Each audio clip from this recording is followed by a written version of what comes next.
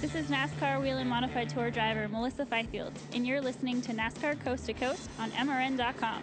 Now back to Kyle and Buddy. All right, thank you very much, Melissa. Rolling along here on a Wednesday afternoon here on NASCAR Coast to Coast on MRN.com. And now joining us, the driver that came up just short on Friday night at the Five Flags Speedway, having to finish second. But I guess if you got to finish second to somebody, your teammate's not a bad driver to finish second to. Brandon Jones joins us now here on NASCAR Coast to Coast. Brandon, welcome aboard and congratulations on a solid effort Friday night at Five Flags Speedway.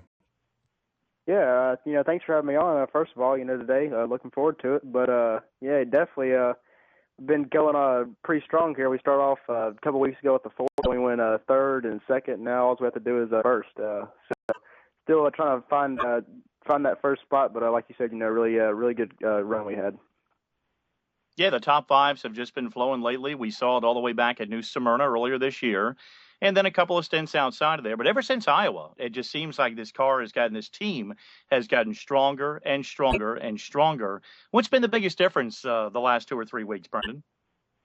Yeah, this year we had a lot of different crew members come on this year, and I think, it really does take about half the year for everyone to really, really start learning each other and learn how everybody, kind of operates and how my feedback is to Shane. He kind of has to learn that a little different from other drivers, I'm sure, so I think everything's starting to click with everybody and coming all together. It's your first full season in the NASCAR K&N Pro Series East, but you ran a handful of races last year. How crucial were those races for you as a driver and that seat time and that track time a year ago to come into 2014, kind of having some experience behind you? It was definitely huge, and really at these bigger tracks that we did, last year we did kind of all the NASCAR, I guess, style, the bigger tracks, I guess you can say, and I think that definitely helps a lot. Those are really hard to learn to, just in 1 or 2 practices that we usually get. So, I think being able to do those and just getting some time in that car is definitely different than a late model or something too. So, all those things helps really a lot, I think.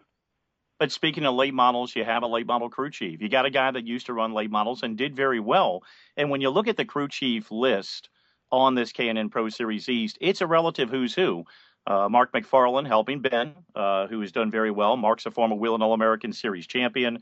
Corey LaJoie, he's helped out different drivers in the past. Mark Green, he's been there. Shane Lockhart, who used to just kick butt up in Virginia and in South Boston Speedway. But talk about the relationship that you have with Shane. Yeah, I think the first race it clicked off like we've been together for a year, and I think that's huge. Really being connected with your team and showing them that you have a lot of interest in helping them and working with them. So, like I said, I feel like I've known him forever, and I feel like I've known really all my guys forever. And so I think that's been really big this year also.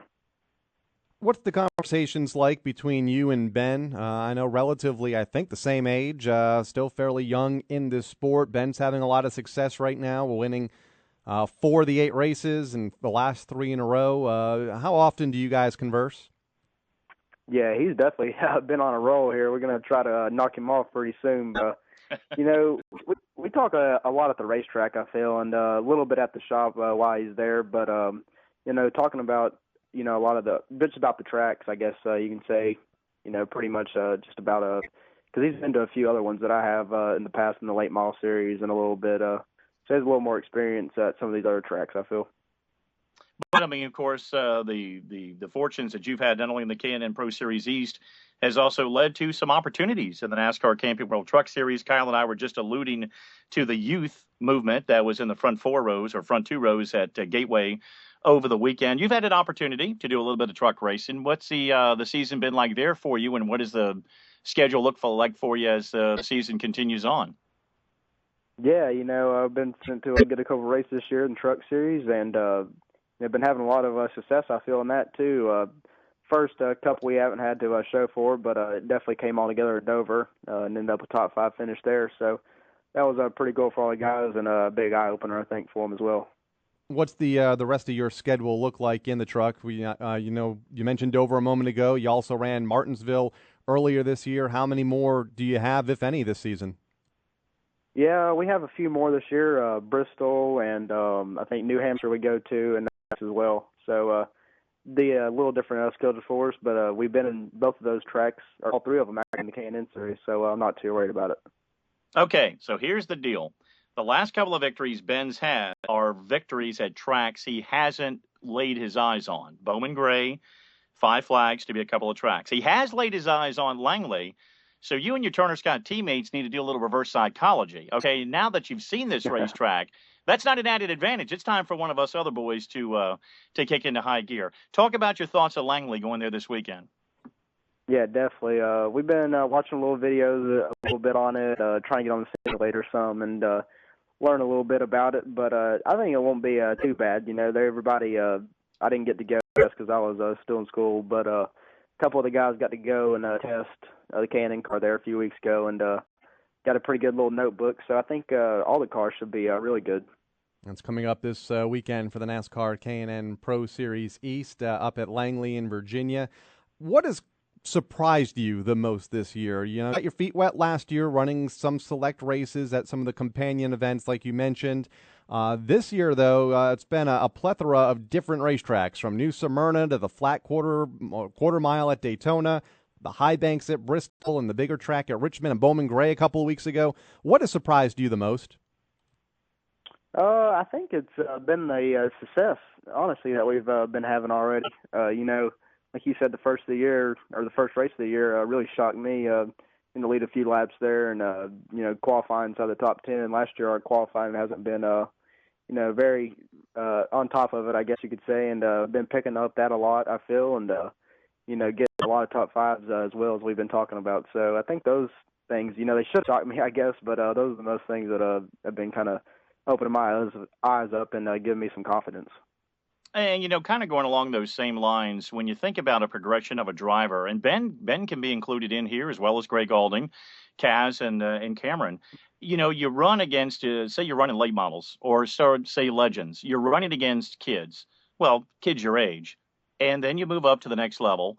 As you progress, normally you would go to a level eventually where you would say, okay, now I got to fight the veterans. But as you come to the K&N Pro Series East, it's still a lot of drivers your age, younger, or not much older, other than veteran Eddie McDonald, who we're not going to put in the old folks home just yet because he's still very good. But it's got to be pretty wild, because over the years I've never really seen this other than the K&N Series, where as you continue to climb up the mountain, you're still going up against youth each and every level. Yeah, definitely. You know, and even, you know, in the truck series too, it's starting to have a couple of 18-year-olds and 17-year-olds, you know, so still kind of in my same age group as there, you know, as well. But then, like you said, you have the veterans in the series too. So I kind of like that, kind of a little mixture. That's makes for some good competition, I think. Now, you got off to a good start in New Smyrna and then had some trouble in Daytona and I believe Greenville as well. You're back up, though, to fourth in the championship standings, had to climb that ladder again. What would be a good season for you and this race team to wrap up your first full season with? Yeah, I think if Ben keeps winning all these races, he's going to just check out from us here. But, you know, I think, you know, from, like you said, the two races that we kind of struggled from, and we've been bouncing back top fives, top threes, and, you know, I think just a top three in the championship points, you know, I think that'd be pretty ideal for us and a good season, you know.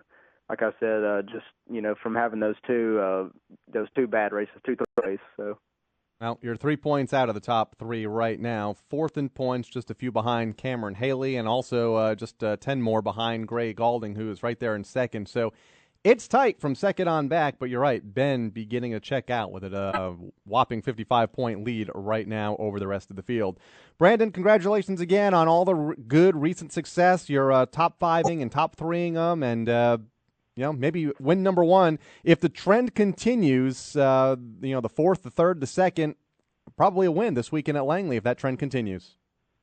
I hope so, for sure. But thanks for having me on, and just got to thank everybody back at Turner Scott Motorsports, and X-Side has stepped on board for the truck races, and Wolfpack Energy Services for the K&N side. So hopefully we'll have them on, you know, a little bit more this year, and looking forward to some more success. All right. Well, we look forward to watching you out there. That is Brandon Jones, one of the young guns of the NASCAR K&N Pro Series.